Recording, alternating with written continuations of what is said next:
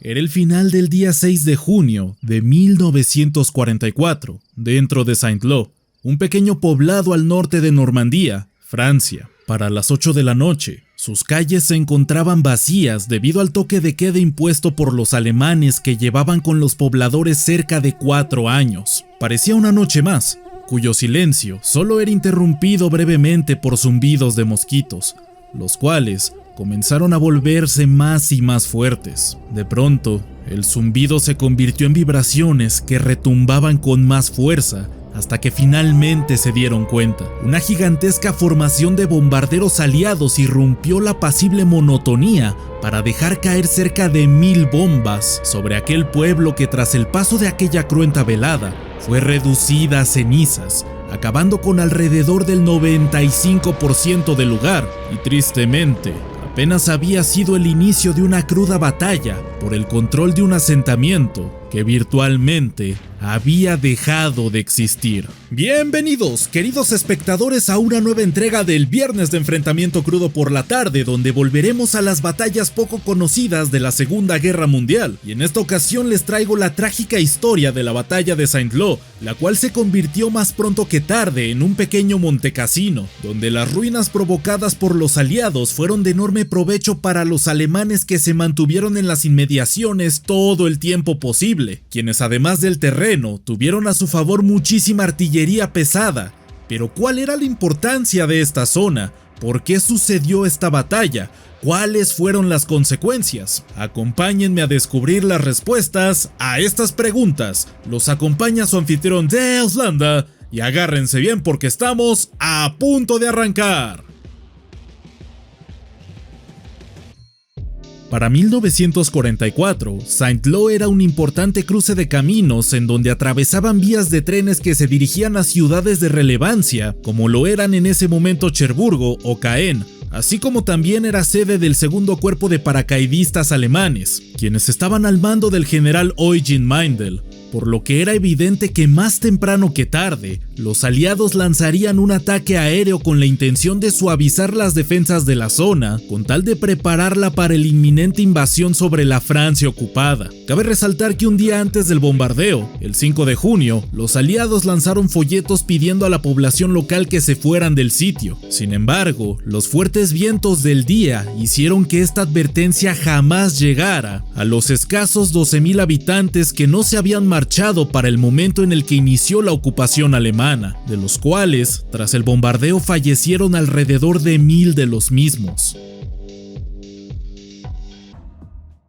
Tras el desembarco de Normandía, se esperaba que Saint-Lô cayera rápidamente gracias al espantoso bombardeo que había tenido lugar. Sin embargo, los aliados no tuvieron en cuenta que además de los paracaidistas, también se encontrarían con la División 352 de Infantería de la Wehrmacht junto a la 266, mismas que se encontraban completamente frescas gracias a su líder, Dietrich Kreis, pues habían desobedecido las órdenes del Führer de luchar en las playas, retirándose al interior de Francia con la intención de pelear en un terreno favorable, y vaya que Saint-Lô lo era. Además de un poblado hecho ruinas, mismo que los comandantes de la zona sabían sacarle provecho al ser en su mayoría veteranos del frente oriental, así como estar en una zona con un denso follaje, Saint-Lô se encontraba rodeado de varias colinas que tenían vistas perfectas al norte, por lo que verían a los aliados acercarse a kilómetros, lo cual era el escenario ideal para las dos baterías de obuses de 105 milímetros, otra batería de 150 milímetros y varios cañones Flak 88 que los alemanes aún tenían en su control en esta zona.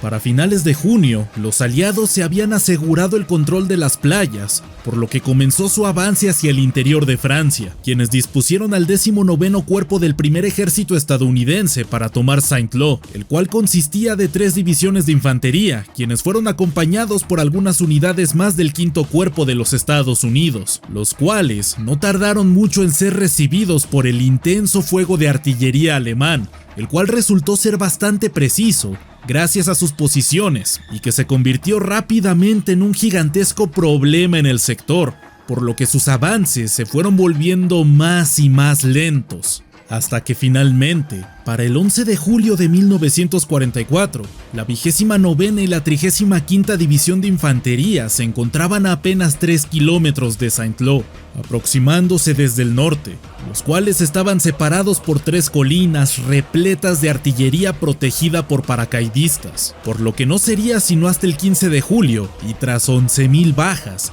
que finalmente podrían estar en la entrada de la ciudad, aunque lo último que esperaban era encontrar aún más resistencia alemana. Pese a que el avance aliado estaba llegando a las puertas de Saint-Lô, una de las colinas previamente mencionadas al noreste de este pueblo, en las inmediaciones de la aldea de Emily, aún prevalecía con sus armas de largo alcance intactas, por lo que Eugen Meindl mandó a reforzar la zona con tropas de la 266 de infantería con tal de seguir hostigando a los aliados durante su marcha a las ruinas de Saint-Lô. Para la mañana del 16 de julio, los alemanes intentaron contraatacar a los estadounidenses que estaban por entrar a la ciudad desde el norte. Sin embargo, fueron rechazados por las tropas del 19º Cuerpo estadounidense, aunque esta iniciativa fue suficiente para que antes de lanzarse al interior de las ruinas, primero se dedicaran durante ese mismo día y al siguiente en asegurar las posiciones tanto al norte como el este de la ciudad, con tal de comenzar un envolvimiento, así como deshacerse de la última colina que sostenía artillería alemana de gran importancia,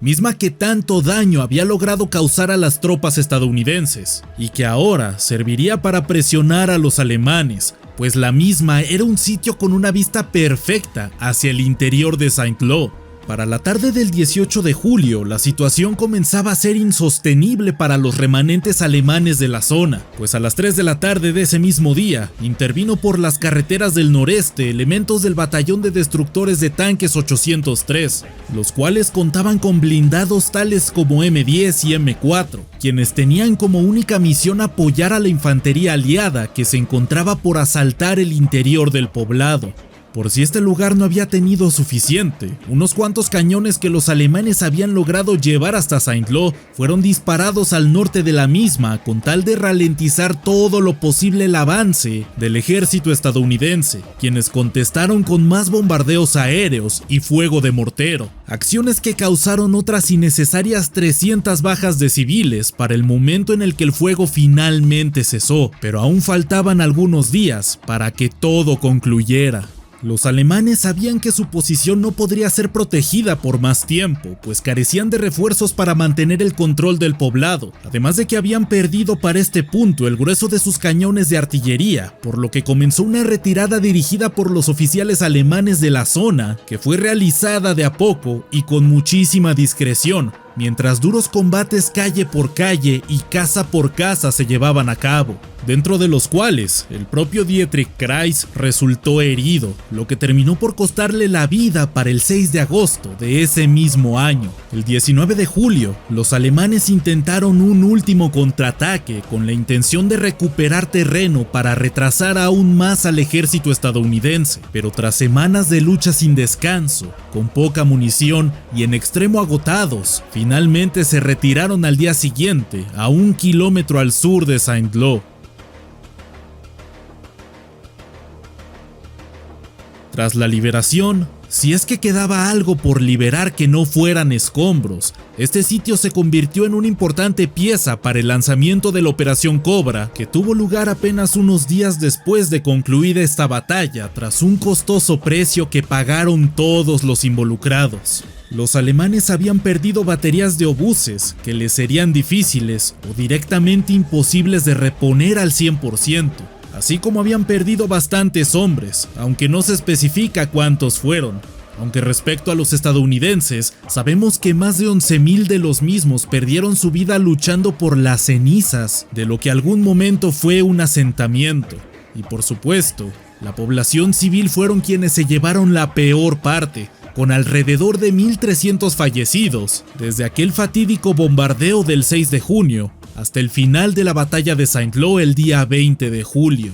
En líneas generales, los aliados tenían razones de sobra para conquistar de forma rápida este sitio. Sin embargo, la feroz resistencia alemana convirtió su victoria en una bastante costosa. Aunque hay que decirlo, esas pérdidas fueron fácilmente reemplazadas, y por triste que sea, Todo lo sucedido en Saint-Lô nos recuerda una vez más que cuando se puede, los resultados a las prisas terminan siendo un factor más determinante que el número de bajas que bien se pudieron evitar con una aproximación mejor organizada, pero que definitivamente hubiera resultado más tardada, dando como resultado la batalla de Saint-Lô. Y tras un par de años de lo ocurrido, Samuel Beckett apodaría este sitio como la capital de las ruinas. Y esto fue todo por esta ocasión, espero lo hayan disfrutado y si fue así, los invito a seguir viendo más contenido histórico en este mismo canal. Y no me voy sin antes agradecer a mis queridos donadores y miembros que siempre están presentes en cada directo, cuyo aporte económico me permite seguir dedicándome a esto y por supuesto traerles más y mejor contenido. Los acompañó Deus Landa y ya nos veremos en la próxima batalla.